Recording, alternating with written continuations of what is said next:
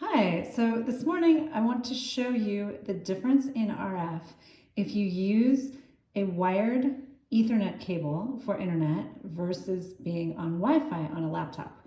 So if we turn our RF meter on and we look at the ambient RF, it's quite low compared to what I usually see with clients.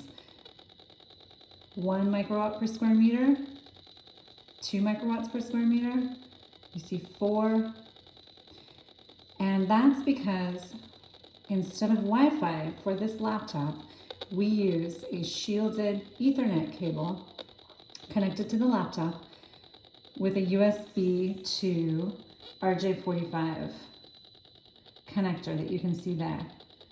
This Airbag is a couple years old, and that's the port. It's got a USB port on the side, so that's the adapter that we use to be able to work on this laptop with an Ethernet cable instead of Wi-Fi.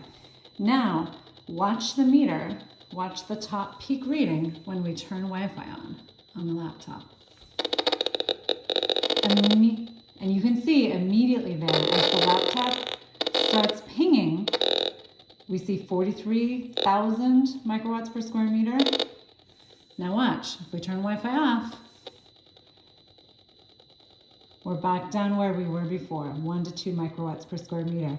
So from a building biology perspective, remember we want to be below 10 microwatts per square meter, especially when we're working from home, spending many hours on a laptop.